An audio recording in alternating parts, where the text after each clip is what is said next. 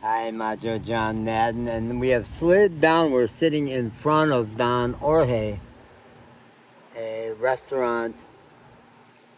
It's a little bell tower up there. I wonder how old this is. Is this like not totally gorgeous? Where in the U.S. have you seen anything like this? Here in Tamaulipas State, in a town that I keep forgetting the name of the town, even though I've been here 10 days. So I just made a video about my worst moments of parenting, and then one about some of my favorite moments of parenting. I want to do another one of moments I like. And the theme of this one is my son has always been free to express his feelings with me. Now, when he remembers this part about me using the basket hold on him, he says it was a terrible experience. I had heard this, that there was a center. I was a psychologist, and a child psychologist was one of my specialties. And I was a big believer in emotional release for 25 years. Me and his mom had been involved in something called reevaluation counseling. You can look that up on Wikipedia. Great peer support and big emphasis on emotional release, getting all your feelings out. And I still believe that that's key to healing, and it's part of why so many people walk around numb, because they don't do that. There's not a lot of support for it in our culture, and you need a lot of intimacy and a lot of support to get back to that most tough stuff. Most people don't.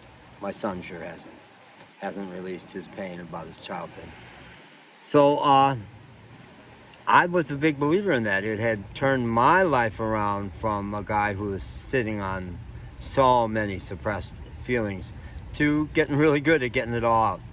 And I heard about this center for emotionally difficult kids, where they would use something called the basket hold, where they would put the kid facing forward in their lap, wrap them up with their arms and legs, and let them just thrash and go insane trying to get out of that. But it was a way, kids who were already out of control, and you had to control them, to do it in a loving way. It was crucial that you not be angry at them, that it come from love, and that you just want them to get their feelings out. And I did that with him, and I did it routinely. What age would he have been? 2, 3, 4? I'm not sure. He's really young. And he was always incredibly peaceful afterwards. He always was fabulous afterwards. He remembers it as very oppressive, and I don't know, it might be that some parenting folks would say that's a terrible thing to do now, but it worked. It worked. And I always was the one that he could express all of his feelings with. When he was a teenager, I had moved to Cincinnati specifically to be closer to him. Left all my supports in Chicago. Great job. To take a terrible job, basically, in a terrible city, Cincinnati. So much not me. But so that I could see him more often. And he and his mom were going to counseling. He was, as a teenager, he is an Enneagram. What is he? A 9. But he was experimenting, and he was trying a lot of stuff. And she's a very structured person. She's a Myers-Briggs J, and he's a wild P. J's want structure, rules, do it by the book. P's, no, let's explore all options here. And he's a huge P, even way more than his P dad. But she was really, honestly, not good at saying, we're different, I'm having a big, hard time with the differences. I think she communicated, you're killing me. You are destroying my life. I'm sure she communicated that in lots of ways, because it's what she does. She's an Enneagram 2. Guilt inducer.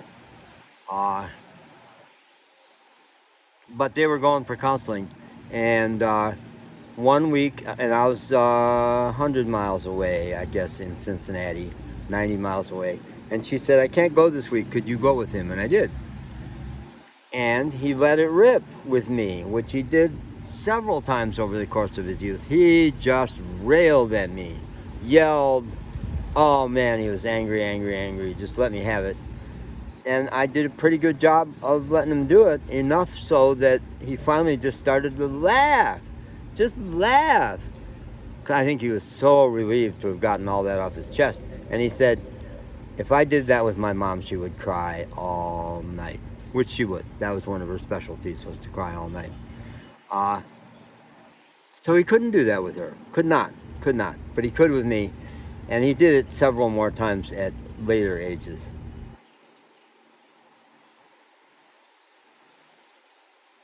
So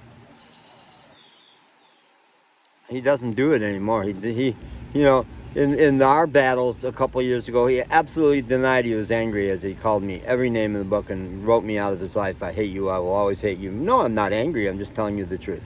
So he's learned, like her, to deny being angry when he's enraged.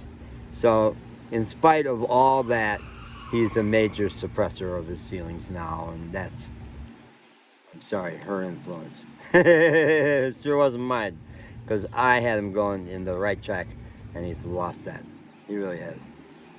Okay.